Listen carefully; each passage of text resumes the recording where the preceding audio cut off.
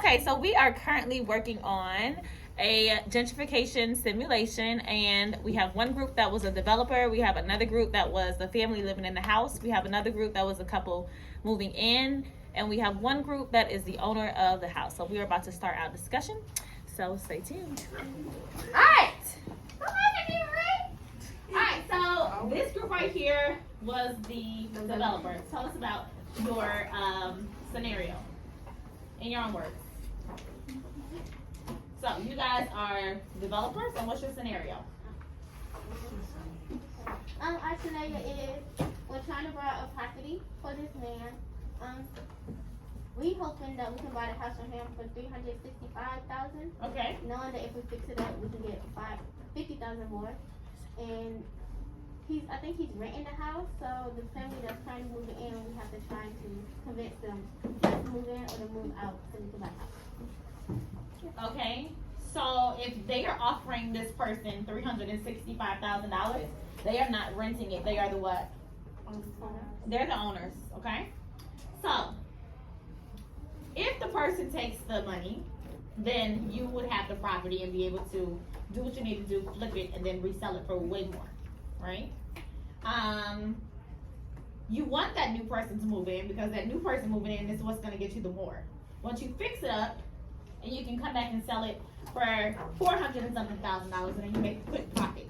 Okay. All right. Which one of these questions stood out to you the most about being a developer? Anybody in your group?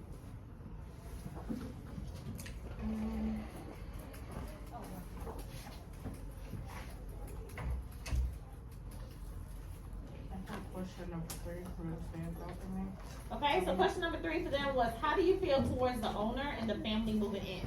How do you feel towards the owner, which is the person that you are trying to get to sell their home for the $365,000? You're going to give them that money, right?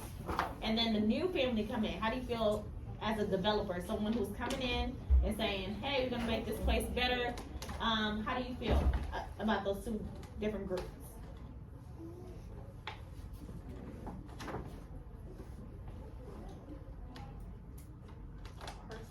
Probably feel if I have to like go away and fix the house or whatever, depending on how the house looks, I'd either feel kind of upset or kind of happy, because I feel like most people before a developer comes in, they would kind of clean out their house. Developers are coming to smash some stuff up and rebuild some stuff. Okay, developers come with their eyeballs are made of money signs. Okay, that's all they see when they come to a place. They out here to make the money. Okay, if you're in an area that you can develop and you can say, hey, this area is right now looks like trash, but just give me 6 months or just give me 2 months. We're gonna get this place looking like Lenox area, right? So then people are gonna want to move to this place because you brought the standard up from low income or low to middle class or higher class, right? So as a developer, you are only thinking about the money. Okay, so with that in mind, how do you feel about the family that's currently living there and the family that's moving in? I would feel kind of happy because I'm getting money. Okay, so you might feel excited about the opportunity to get money if you're able to convince this person to sell their house for $365,000. If you were living in the house, who's the family living in the house?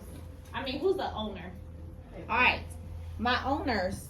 Okay, you guys, their scenario is they own this house. Okay, so they don't pay rent, they don't pay, they may pay mortgage or it might be paid off. Okay, but they have somebody that's renting this house for $500 a month. And this person has been living in this house for 10 years. Okay, the person's been living there for 10 years. They are only paying $500 a month. Okay. So within those 10 years, guess how much they paid in rent? $60,000, right? We talked about that yesterday. $60,000. Now that's for 10 years. Some people make $60,000 a year. That's how much they make in wages, okay? But in 10 years, they are only paying in 1, 2, 3, 4, 5, 6, 7, 8, 9, 10, $60,000, okay? In their community that they live in.